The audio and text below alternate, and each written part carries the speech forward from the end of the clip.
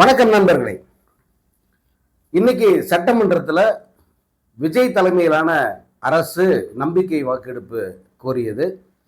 அந்த நம்பிக்கை வாக்கெடுப்பில் மிகப்பெரிய அளவுக்கு வாக்குகளை பெற்று வெற்றி பெற்றிருக்கிறது. அதாவது இன்றைய அந்த வாக்கெடுப்புங்கிறது 6 பிரிவாக நடத்தினாங்க. அப்படி நடத்தியதில் விஜய்க்கு ஆதரவாக 144 பேர் வாக்களிச்சிருக்காங்க. அவருக்கு எதிராக 22 பேர் வாக்களிச்சிருக்காங்க. நடுநிலையாக 5 பேர் இருக்காங்க. மொத்தம் இதில் 166 + 5 171 பேர் மட்டும்தான் இந்த வாக்கெடுப்பில் கலந்துக்கிட்டாங்க. திமுக வாக்கெடுப்பிலிருந்து வெளிநடப்பு செய்வதை அறிவித்து அவங்க வெளியே போயிட்டாங்க. அதனால் மிக எளிதாக விஜய் இந்த டெஸ்ட்டில் பாஸ் பண்ணிட்டார். ஆனால் இந்த டெஸ்ட்டில் பாஸ் பண்ணாலும் அவருக்கு மிகப்பெரிய டெஸ்ட்டுங்கிறது இனிவரும் காலம்தான் அப்படிங்கிறத இன்றைய சபை நிகழ்வுகளில் வச்சு பார்க்கும்போது புரிஞ்சிக்க முடிஞ்சது. அதில் இந்த நம்பிக்கை வாக்கெடுப்பு கோரி விஜய் ஒரு தீர்மானத்தை முன்மொழிஞ்சிட்டு அதன் மீது அந்த கட்சிகள் எல்லாம் பேசினாங்கல்ல. அப்படி கட்சிகள் பேசியதில் சில தலைவர்களுடைய பேச்சுக்கள் உண்மையிலேயே பாராட்ட வெளிப்படையாக வாய்விட்டு பாராட்ட வச்சுது. அதில் முக்கியமானது பிரேமலதா விஜயகாந்த். நான் லைவில் சொன்னது தான். பிரேமலதா விஜயகாந்தோட பேச்சு உண்மையிலே அவையினுடைய அந்த குறிப்பில் குறிப்பிட்டு சொல்ல வேண்டிய ஒரு பாராட்டத்தக்க ஒரு பேச்சு. அது இந்த விஜய் அரசு எப்படி நேர்மையற்ற முறையில் அந்த ஆதரவை தேடியது அப்படிங்கிறத பட்டவர்த்தனமாக சொல்லிட்டாங்க. இவர் மதசார்பற்ற சக்திகளுடைய ஆதரவோட தான் நான் ஆட்சி அமைக்கிறேன் அப்படிங்கிறது ஒரு சீன் தான். சும்மா அப்படி ஒரு போர்வையில் அதை காட்டிக்கிட்ட கூட உண்மையில இவர் ஆதரவு தேடினது எங்க? முதல்ல ஆதரவு தேடினது அதிமுக கிட்ட. அது அப்படி அவர் கேட்டதாலே அந்த கட்சியில மிகப்பெரிய ஒரு கருத்து வேறுபாடு ஏற்பட்டு மிகப்பெரிய பிளவையை நோக்கி அது போயிடுச்சு. அங்க அப்படி ஒரு குண்டை வச்சுட்டு அப்புறம் அமமுகவோட தினகரன் எம்எல்ஏ, ஒரே ஒரு எம்எல்ஏ காமராஜ், அவரை திருட்டுத்தனமாக உதயநிதி பயன்படுத்திய வார்த்தை அது. திருட்டுத்தனமாக அவரை கூட்டின்னு போயிட்டு அவர்கிட்ட லெட்டர் வாங்கிட்டு அதுக்கப்புறமா அதை எக்ஸ்போஸ் பண்ணார் டிடிவி தினகரன். ஆனால் கடைசியில் இப்போ அந்த காமராஜ் முழுசாக சுயேட்சை எம்எல்ஏவை மாதிரி விஜய் பக்கமே போயிட்டார். ஸோ அங்கேயே அவர் குதிரை பேரத்தை ஆரம்பத்திலே ஆரம்பிச்சிட்டார். குதிரை காசு கொடுத்து வாங்குற மாதிரி எம்எல்ஏக்களை காசு கொடுத்து வாங்குறது தான் இந்த குதிரை பேரம். ஸோ அதிமுகவை 2ஆ உடைச்சிட்டாரு. இந்த அமமுகவோட ஒரே எம்எல்ஏ அவரையும் அபகரிச்சுக்கிட்டாரு. இந்த பக்கம் மதசார்பற்ற சக்தியெல்லாம் எனக்கு ஆதரவு கொடுங்க அப்படின்னு கேட்டு எங்க ஜனாதிபதி ஆட்சி வந்துட போதோ அப்படிங்கிற அச்சத்தில் நாங்கள்லாம் ஆதரவு கொடுக்குறோன்னு சொல்லிட்டு இவங்க ஊருக்கு முன்னாடி இவங்க ஒரு பக்கம் ஆதரவு கொடுத்துட்டாங்க. காங்கிரஸ் நம்பிக்கை துரோகம் பண்ணிச்சு திமுகவுக்கு. அவங்க 5 பேர் முன்னாடியே போயிட்டாங்க. ஸோ இப்படி அவர் எல்லா பக்கமும் வலை வீசிட்டாரு. அதாவது இந்த ஊர் பக்கம்லாம் ஒரு பழமொழி சொல்லுவாங்க, 2 கையிலையும் சாப்பிட்றது அப்படின்னு. அதாவது எந்த பக்கம் கிடைச்சாலும் பரவாயில்ல, அந்த கொள்கை கோட்பாடு அப்புறம் மதசார்பின்மை அதெல்லாம் தூக்கி அந்த பக்கம் போடு. நமக்கு தனிப்பட்ட முறையில் நம்ம ஆட்சி நடத்தணும், நம்ம அரசுக்கு எது தேவை அதுதான் முக்கியம். அப்படிப்பட்ட மனநிலை தான் விஜய்க்கு இருந்ததுங்கிறத இந்த அண்மைக்கால நடவடிக்கைகள் நம்ம தெரிஞ்சுக்கலாம். வாக்கு எண்ணிய அந்த 4ஆம் தேதியிலிருந்து இன்னைக்கு வரைக்கும் 13ஆம் தேதி இன்னைக்கு வரைக்கும் இந்த கடந்த 9 நாளும் அங்கே நடந்ததெல்லாம் எதுவுமே நேர்மையாக நடக்கலை அப்படிங்கிறத இன்றைய சபை நிகழ்வுகளில் அந்த கட்சி தலைவர்கள் அத்தனை பேர் பேசுனதுலேருந்தே நம்மளால் தெரிஞ்சுக்க முடிஞ்சிச்சு. அதில் எடப்பாடி பழனிசாமி அவர்களுடைய பேச்சு அது மிகுந்த அவர் ரொம்ப ரொம்ப மனம் நொந்து போய் பேசுகிறத பார்க்க முடிஞ்சது. 47 எம்எல்ஏக்கள் எங்கள் கட்சியில் இருக்காங்க. இந்த 47 பேரும் அதிமுக ஆட்சி அமையணுங்கிறதுக்காக போய் ஓட்டு கேட்டு மக்கள் வாக்களித்த அந்த அடிப்படையில் எம்எல்ஏ வந்தவங்க. நம்ம யாரை எதிர்த்து நம்ம அங்கே தேர்தலில் நின்னமோ இன்னைக்கு அவங்க பக்கமே போயிட்டு அவங்களுக்கு ஆதரவாக போகிறதுங்கிறது ஒரு வெளிப்படையான குதிரை பேரத்துக்கு இது அடையாளம் அப்படின்றத அவர் தெரிவிச்சிருந்தார். அதே போல் அவங்க ஆட்சியில் அவர் என்னென்ன பண்ணாங்க அப்படி இதெல்லாமும் அவர் குறிப்பிட்டார். இது எதுக்கு அவ்வளோ தூரம் சொன்னார்னா, இதெல்லாம் சொல்லி தானே ஓட்டு கேட்டோம், கடைசியில் நீங்கள் யாருக்கு சப்போர்ட்டாக போகிறீங்க அப்படிங்கிறத குறிப்பிட்டு அவர் சொல்கிறதுக்கு இதெல்லாம் பேசினார். அவர் பேசி முடித்த உடனே இந்த வேலுமணி எந்திரிச்சு அதிமுக சார்பாக நாங்கள்லாம் விஜய்க்கு வாக்களிக்க போகிறோம் அப்படிங்கிறத வந்து அங்கேயே சொல்லிட்டாரு. அந்த பிளவுங்கிறது வந்து வெளிப்படையாக தெரிஞ்சிருச்சு. அதே போல் சபாநாயகர் வந்து ஒருதலை பட்சமாக தான் நடந்துக்கிட்டாருங்கிறத மறுப்பதற்குள்ள காரணம் என்னென்னா, அதிமுக இரண்டு அணியாக வந்து இவர் அங்கீகரிச்சிட்டாரு. பொதுவாக வந்து கட்சி தலைவர் அவர் தான், கட்சியினுடைய சட்டமன்ற தலைவர் அவர் தான். அவர் பேசி முடிச்ச பிறகு வந்து இவர் போட்டிக்கு வேலுமணி பேச அனுமதிக்க வேண்டிய அவசியம் என்ன இருக்கு? ஸோ இது ஒரு ஒருதலை பட்சமான ஒரு நடவடிக்கையா கண்டிப்பாக வந்து இவங்க அப்படித்தான் வெளியில விமர்சனம் வைக்கப்படும். அதுக்கு அடுத்து உதயநிதி ஸ்டாலின் பேச்சு வந்து நீங்க பார்த்தீங்க, பிளாஸ்டிங் பேச்சு. உண்மையில வந்து மிகப்பெரிய நம்பிக்கை. உதயநிதி வந்து என்ன மாதிரியான அரசியலை முன்னெடுப்பாரு, இந்த சட்டமன்றத்தில் விஜய்க்கு எப்படிப்பட்ட டெஸ்ட் இருக்கு, விஜய் எப்படி வந்து திண்டாட போறாரு அப்படிங்கிறதெல்லாம் நம்மளால பார்க்க முடிஞ்சது. விஜயால பதிலே சொல்ல முடியல உதயநிதி ஸ்டாலினுக்கு. அப்படி ஒரு ஒரு பிளாஸ்டிங் ஸ்பீச்சை கொடுத்துட்டாரு. அதே போல இந்த மக்கள் வந்து விஜய் முதல்வராகணும்னு சொல்லிட்டு ஒன்றும் வாக்களிக்கல, ஏதோ ஒரு மந்தை மனப்பான்மையில ஓட்டு போட்டாங்க. மக்கள் ஓட்டு போட்டது இது மந்தை மனப்பான்மையில போட்டது தான். இதுல பல பேர் வந்து இப்போ ஏன்டா ஓட்டு போட்டோம், ஐயோ தப்பு பண்ணிட்டுமே. எவ்வளவோ நலத்திட்டங்களை வந்து திமுக அரசு, மு.க. ஸ்டாலின் அரசு வந்து செஞ்சது. அதையெல்லாம் அனுபவிச்ச நம்ம பசங்க சொன்னாங்க, குழந்தைங்க சொன்னாங்க, அல்லது இந்த சின்ன பசங்கள்லாம் வந்து ரொம்ப வற்புறுத்தினாங்க அப்படிங்கிறதுக்காக வந்து இந்த விஜய்க்கு ஓட்டு போட்டோம். ஓட்டு போடுறதுங்கிறது வந்து ஆட்சியை மாற்றும் அப்படின்னு நினைச்சு நான் ஓட்டு போடல. பல பேர் சொன்னது, இப்போ நான் பல பேர்கிட்ட பேசும்போதெல்லாம் வந்து ஆட்சி மாறுன்னு நினைச்சு ஓட்டு போடலங்க, சும்மா ஜாலியாக போட்டுவோம், பசங்கள்லாம் ரொம்ப வற்புறுத்துறாங்களே அப்படின்னு சொல்லி போட்டோம், அப்படித்தான் வந்து எல்லாரும் இப்போ சொல்றாங்க. ஸோ அப்படிப்பட்ட மனநிலையில் போடப்பட்ட ஓட்டு இது.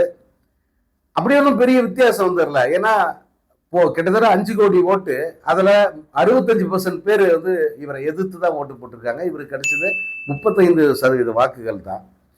ஸோ இது இந்த ஆட்சி அமையணுன்றதுக்காக போடப்பட்ட ஓட்டு அல்ல, இது ஒரு ஃபன்னுக்காக, அவங்களுடைய அந்த ஜென்சி கிட்ஸ் பாணியில சொன்னா ஒரு ஃபன்னுக்காக, வைபுக்காக, ரீல்ஸுக்காக போடப்பட்ட ஓட்டு.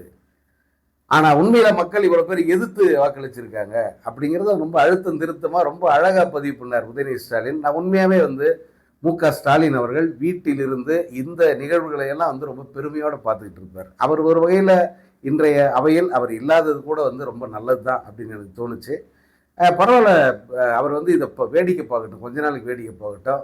எத்தனை காலம் இந்த அரசு நடக்க போகுது அப்படிங்கிறதையும் உதயநிதி ஸ்டாலின் கேள்வி எழுப்பியிருக்காரு. இன்ஸ்டாவிலேயே வந்து ஆட்சியை ஓட்டிடலாம் அப்படின்னு நினைக்காதீங்கப்பா. இன்ஸ்டாவிலேயே ஆட்சியை ஓட்ட முடியாது, ரியல் ஆட்சியை நடத்த பாருங்க, இந்த அரசு கொண்டு வந்திருக்கிற நலத்திட்டங்கள் எதையும் நிப்பாட்டுறாதீங்க அப்படின்லாம் வந்து அவர் தன்னுடைய பேச்சில் குறிப்பிட்டாரு. விஜய் தனது பதில் உரையில் திக்கி திணறி தான் அவர் பேசினாரு. அந்த பதில் உரையில் மக்கள் நலத்திட்டங்களை வந்து நான் தொடருவேன், முந்தைய அரசுகள் செயல்படுத்தி மக்கள் நலத்திட்டங்களை தொடருவேன் அப்படின்னு சொல்லியிருக்காரு. தொடருவாரா அப்படிங்கிறது இனி வரும் நாட்களில் தெரிஞ்சிடும். அதே போல் அந்த ரிக்கி ரத்தன் பண்டிட் அவரை நீக்கிறாரா அப்படிங்கிறது வந்து இனி வரும் நாளில் தெரியும். நிறைய இப்போ இவர் ஆட்சி பொறுப்புக்கு வந்து 3 நாள் தான் ஆகுது. ஆனால் அதுக்குள்ளே எழுந்திருக்கிற குற்றச்சாட்டுகள்லாம் பார்த்தீங்கன்னா பயமாக இருக்குங்க உண்மையாகவே. ஏன்னா இந்த ஆதவ அர்ஜுனா ஃபேமிலி அவங்க எந்த அளவுக்கு இந்த ஆட்சியில் வந்து அவங்க டாமினன்ஸ் பண்ண போகிறாங்க. அதே போல் இப்போவே வாய்மொழி உத்தரவு ஒன்று போயிருக்கு. அதாவது மின்வாரியத்தில் மின்சாரத்துறையில் நடக்கிற அந்த இது மின்மாற்றி கொள்முதல், அது வந்து ஆதவர்ஜுனா மூலம் தான் நடக்கும், ஆதவர்ஜுனா பாருங்க அப்படின்ட்டு ஒரு வாய்மொழி உத்தரவு வந்திருக்கு அப்படின்லாம் வந்து தகவல்கள் பரவுது.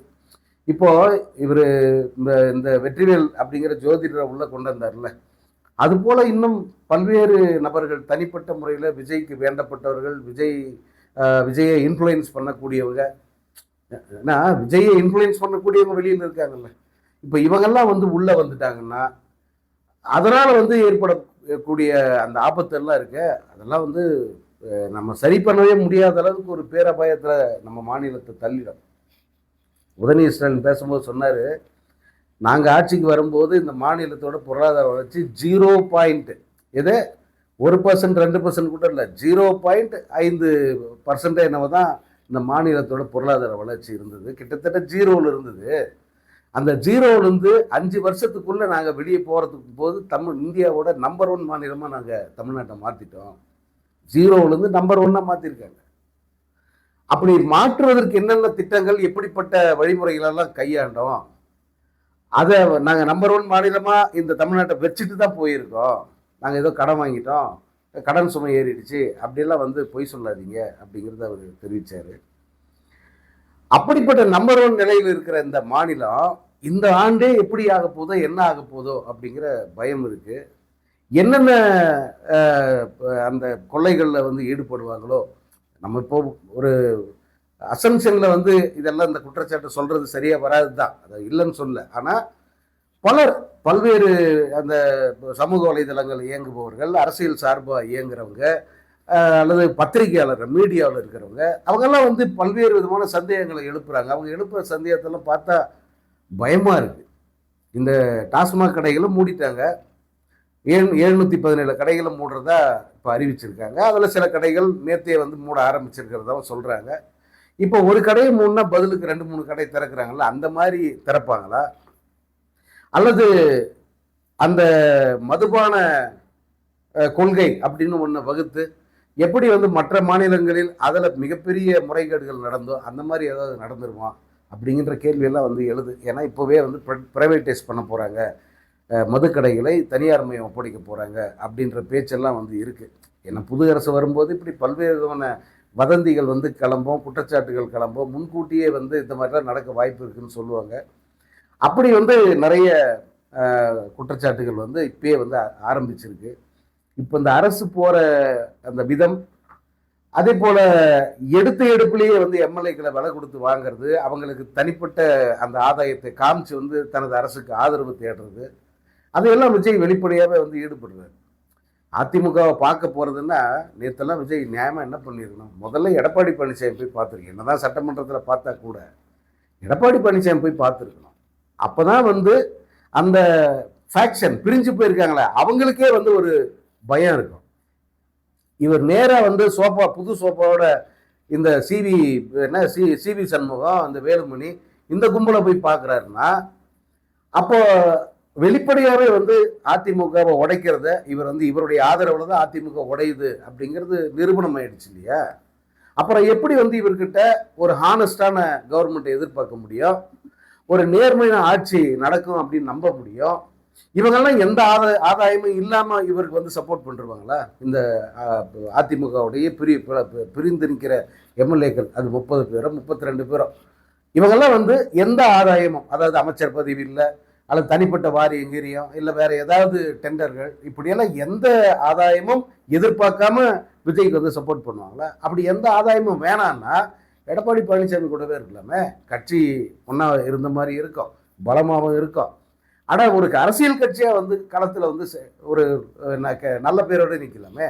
இப்போ அவங்களுக்கு கெட்ட பேர், ஒரு ஏதாவது கட்சியை உடைச்சிட்டாங்கன்ற கெட்ட பேர், அப்புறம் இதில் பணம் வாங்கிட்டாங்க அல்லது அமைச்சர் பதவி கேட்குறாங்க, அதுக்காக தான் போயிருக்காங்க அப்படிங்கிற பேர், இதெல்லாம் வந்துருச்சு.